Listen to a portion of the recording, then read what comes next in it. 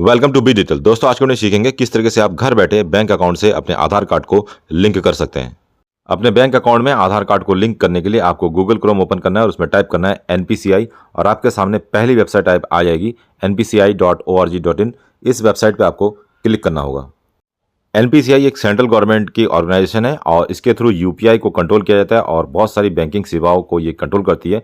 तो एक भारत सरकार की वेबसाइट है जिसमें कई सारे सेवाओं का आप लाभ उठा सकते हैं, वो भी घर बैठे। तो इसके अंतर्गत आपको कंज्यूमर का एक ऑप्शन मिलेगा, उसके प्लस बटन पे जैसे आप क्लिक करेंगे तो उसके सामने आपको यहाँ पे कई सारे ऑप्शन आपको दिखा देंगे, जैसे UPI complaint, other product complaint, ATM locator, check your, NETS FASTag और डिजी साथी और इसके अलावा भारत आधार सीडिंग एनेबल का ऑप्शन आपको दिखाई देगा। तो यदि आपने बैंक अकाउंट से आप अपने आधार को लिंक करना चाहते हैं तो आपको भारत आधार सीडिंग एनेबल वाले ऑप्शन पे क्लिक करना होगा और क्लिक करने के साथ ही आपके सामने इसका जो वेब पेज है वो ओपन हो जाएगा। यहाँ पे कुछ इस तरीके से इंटरफेस आपको देखने को मिलेगा।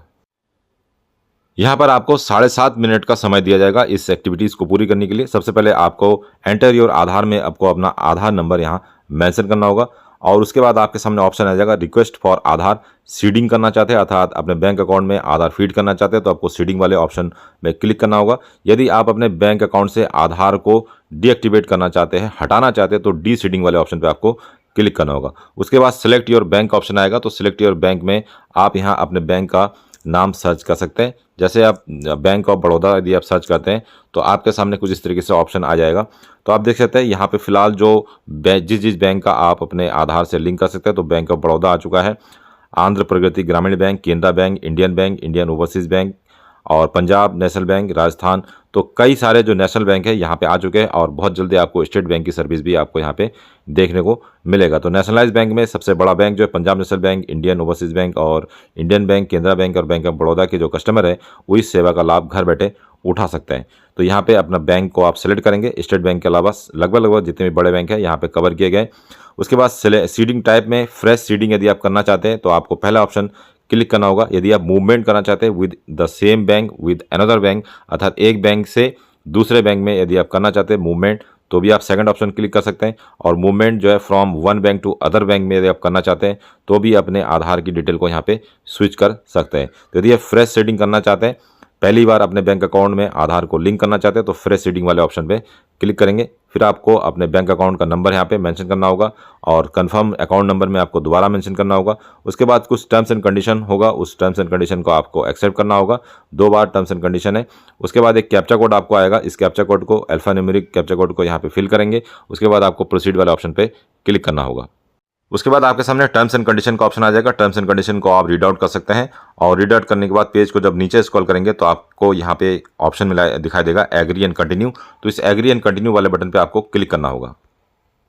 उसके बाद आपके मोबाइल नंबर पे एक OTP भेजा जाएगा, उस OTP को यहाँ पे फिल करना होगा और फिल करने के बाद आपको सबमिट ऑप्शन पे क्लिक करना होगा।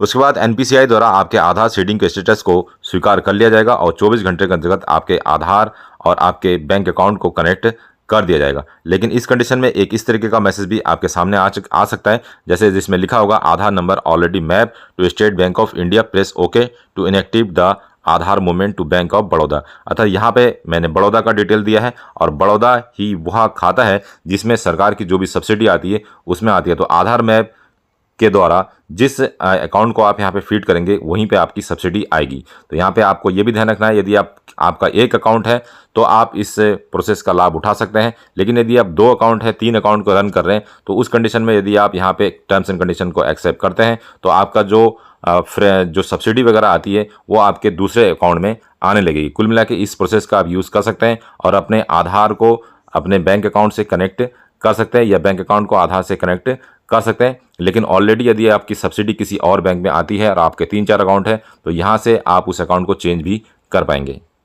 सरल भाषा में समझे तो यदि आपके पास एक अकाउंट है, चाहे वो बड़ौदा का हो या फिर दूसरे बैंक का हो, केवल SBI को छोड़ के, तो आप अपने बैंक अकाउंट को आधार से कनेक्ट कर सकते हैं। लेकिन यदि आप 2 या 3 अकाउंट रन कर रहे हैं और ऑलरेडी आपकी सब्सिडी किसी बैंक में आती है तो यहाँ से जैसे ही आप टर्म्स एंड कंडीशन को एक्सेप्ट करते हैं तो आपकी जो सब्सिडी है वो किसी दूसरे बैंक में भी जा सकती है जिस बैंक का आप डिटेल यहाँ पे देंगे। तो उम्मीद करते हैं कि आपको ये सारा प्रोसेस समझ में आ गया होगा। मिलते हैं नेक्स्ट वीडियो में, तब तक के लिए अपना ध्यान रखिए। बाय बाय, जय हिंद,